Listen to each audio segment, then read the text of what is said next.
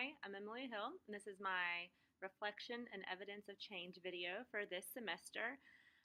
The first thing I want to do is kind of reflect back on this semester with what I have changed with my students based off of things that I wanted to get better at.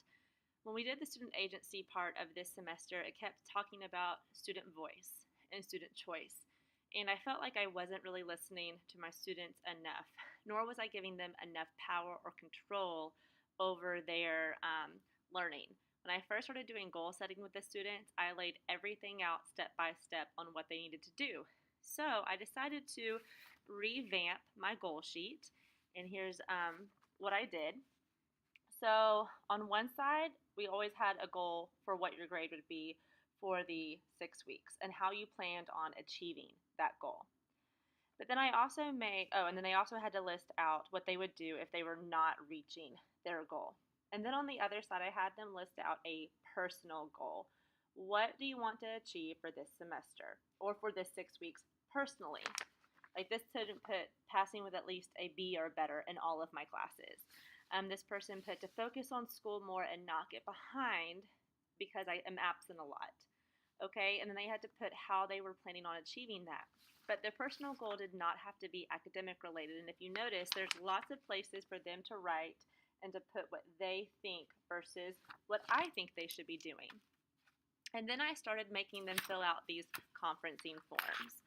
Every time that we conference, they would have a form that they filled out prior to come seeing me. And on the conference form, it would ask things like, what is their current average? What are their grades in all their classes? What is their goal for this 6 weeks? How do they plan on achieving this goal? And then I would ask them personal questions. What's going well? What's not going well? What do you like? What do you not like? And I really tried to implement these things into my classroom. And that kind of leads me into my next thing of one of my goals was to set up a learning pathway through Canvas where the kids could operate on their own pace and at their own time. So what I decided to do was for their research paper assignment. And I gave them a little bit of choice as in their topic that they could choose, something that they really liked or interested them. But then I handed this thing out and it was a calendar. And these are when things were due. Now, it kind of laid out step by step when they should be on pace or on track for what, if they wanted to get the assignment done on time. But again, they were then set on their own. I put videos in Canvas, which I will show in a moment, that gave them step-by-step instructions of how to do each step of the research paper and project. And it was amazing. I would guess you could call it flipped videos that I made for the kids, and it completely freed me up to where I was not doing the teaching during the class time. I was simply a resource and a facilitator for these kids during this project. They would simply only come to me if they were not understanding a part of the video that I showed. But for the most part, the videos were very self-explanatory. It took them through the whole process from picking a research topic to locating the database of where to get information on that topic, of how to format it MLA style, how to do in-text citations. I mean, it took them through the entire research process. They finished this assignment a couple of days ago. We did everything through the Google Docs. Therefore, they could work on this assignment anytime, anywhere that they could access their Google Drive, which for them is almost all the time. So I had plenty of kids that were able to work on these outside of the class time that I provided for them. So when we were finished, I said, all right, get out this TEKS packet that I give them right here. And I said, turn to the last page, and let's look at all the TEKS that you have just mastered. Because one of my other goals was for them to truly take these TEKS, understand them, and feel like they had the power to learn them. And so I said, highlight all of these TEKS right here that fall under research. And we went together as a class to discuss what each TEK meant.